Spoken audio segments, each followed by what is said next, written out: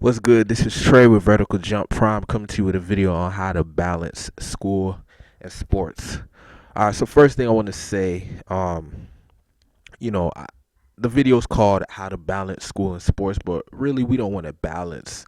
We want to be great at both. You know what I'm saying? We want to be excellent at both. We don't want to be average at both.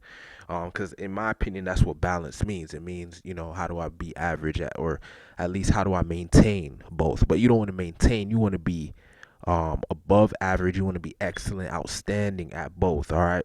So you want to be an A plus student and an A plus athlete. And obviously, when I say A plus, I mean the best of your ability. So if you're an A plus student, then you should be achieving that. If you're a B plus student, then you should be achieving that. We want to achieve, you know, your potential. All right, whatever your potential is. Okay, not somebody else's potential, your potential, and you know what your potential is. And if you don't know, it's because you're not practicing what I'm about to show you in this video. All right, so first thing you want to do is get your priorities straight. Okay, so in this case, school should be your number one priority. At least for now, you know what I'm saying, because it's a great foundation. You develop a lot of skills, whether you know it or not, while you're in school, that will help you in the future. And then sports should be your second priority. um so you just need to know what your priorities are. You need to know that. Like, it shouldn't just be, oh, I wanted to be good in school and sports. No, you need to know which one's your number one priority, which one's your number two priority. Um, Maybe in other stages of life, when you get to a higher level, maybe sports might be your number one priority, second to school. There will be times when you have to make that decision. But right now, what I'm saying, you want to have school as your number one priority, just to make sure you're doing good in school. Because if you're trying to get like a scholarship or something like that, um, obviously you have to be a good athlete, but your grades have to be looking right as well. You know what I'm saying? You don't want to have like a 1.0 GPA, you know what I'm saying, and you over here trying to get a scholarship. Like, it's not a good look. So you want to keep your grades looking right. So you want to have school as your number one priority. Now, once you get to college, depending on your situation, you may have to switch sports to your number one priority and make school your number two priority. But that doesn't mean that you're gonna, just because school is my number two priority, now I'm not gonna put no effort in it. We still want to be excellent at both. This is number one and number two. That means those are the top two priorities in your life. So you know what I'm saying, you definitely want to excel at them. And so you need to understand, what I'm saying, what your priorities are. Okay, everything else comes next. Now, when I say that, I'm not saying, oh, your family is your third priority, or if you believe in God, God is your third priority. I'm not saying that. We're just talking about, you know um your career. You know what I'm saying? That's what we're talking about here. In your career, what are your priorities in your career, or what you want to do in the future? We're not talking about your family, your girlfriend, your boyfriend, whatever. We're talking about your career. What are your priorities? So, you know, these should be your top two priorities: school and sports. If you're in sports, then that's your number two priority. If you're not in sports, whatever your extracurriculum activity is, that will be your number two priority. All right. Next thing, write your goals down. So we all have goals, but you need to focus on them, because your goals will change. So you need to focus on your goals, write them down each day, so you know exactly what to focus on. um you know so every day you wake up, you'll know exactly what it is you want to accomplish in order to get you close to your goal. So every day you wake up, you want to do something that is getting you closer to your goal. You can also add a deadline to your goals to have a sense of urgency. So you can make like a goal. You know, let's say you're a basketball player and you want to dunk the basketball. You can give yourself a 90-day goal. Say, at the end of 90 days, I will be dunking. And then it's up to you to do everything in your power to make sure that happens. Because if it doesn't happen, then you're going to be a little disappointed. But the fact of the matter is, just by placing that goal, whether you reach your goal or not, you're going to take action because you have the goal in place, you're focused, you know what you want to do, and you have a deadline. So you're going to get closer to your goal whether you like it or not, because you're focused, you know what you need to do, and you know the mentality is there. You have to just take action. All right.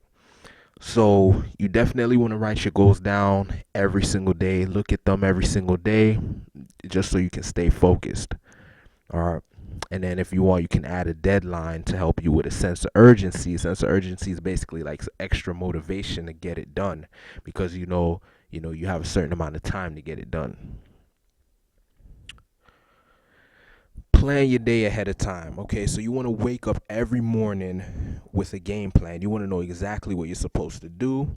Um, and you want to have kind of like a checklist. So you want to be checking things off your list as the day goes by. Not a lot of people do this, but if you ever get to meet like high level people, people that are doing great in life, a lot of these people will tell you like they have a daily to-do list. You know what I'm saying? Their calendar is full with stuff to do. That's why it's hard to get a hold of like successful people. It's hard to like call them up and stuff like that because they're always busy because they have a checklist. They know what a successful day looks like. So they get everything done on that list, and they know if I get everything done on that list, I did what I was supposed to do today. You know what I'm saying? And you'll feel accomplished. At the end of the day, you'll feel accomplished. You'll be ready to go to sleep because you know what I'm saying. You did everything you're supposed to do. You won't be restless. If you're one of those people that has a hard time going to sleep, it's probably because you feel like, I didn't even do what I was supposed to do today. Why? That's why what I'm saying, you can't even fall asleep. You know what I'm saying? And when you have your plan written out, once you have your plan written out, follow your plan. Don't make excuses. Don't let feelings get in the way. Emotions. Just follow your plan. Do what you got to do. All right. Stay consistent and disciplined. I think this is the most important part. All right. You can't just do this 1 day, 2 days, 3 days. You got to keep doing this every single day. Make a daily habit to write down your priorities and goals. Plan your day ahead of time. All right. You have to stay focused. You have to take your career seriously. Take your life seriously, because if you don't, your life will pass you by. Time will pass you by, and you'll wonder where the time went. All right, so choose discipline over emotion. Emotions will sabotage you. They will tell you, you know what I'm saying, some days you won't feel like doing anything, and it will basically it will push you 2 steps back. You know what I'm saying? When you get in that momentum, then you have a day where you feel like crap and then you don't do anything, and then that pushes you 2 steps back. You don't want that to happen. So the days when you're feeling like crap, just do what you got to do anyway. All right, you'll be happy that you did it. You know what I'm saying? You'll feel better once you actually do what you got to do. So choose discipline over emotion. Okay, and always remember that it will be worth it in the end. All right, hard work and discipline, it always somehow it always benefits you in some form. You know what I'm saying? Whether it helps boost your mentality, help you get ready for future obstacles that will come in your life. It will help you develop skills. It will help you develop mental toughness, just what I'm saying, self-reliance. There's a lot of things that happen when you decide to be disciplined. All right, and when you decide to go after your goals and actually take control instead of letting life just go, you know what I'm saying, just pass you by. Take control of your time, manage your time. um Understand what your priorities are, what your goals are. So if somebody comes to ask you, hey, what's your goals, you should know. What I'm saying? You shouldn't be like, well, I want to be a millionaire, I want to play in the NBA. You need to know exactly what your goals are. I want to make $150,000 this year. What you know what I'm saying? I'm just giving you an example, but like, you need to know exactly what your goals are. It shouldn't be this vague, broad goal.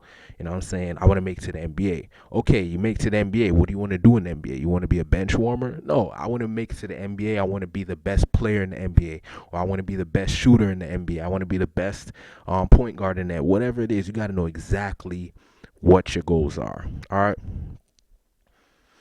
All right, so those are some tips that should help you balance school, sports, athletics, extracurricular activities.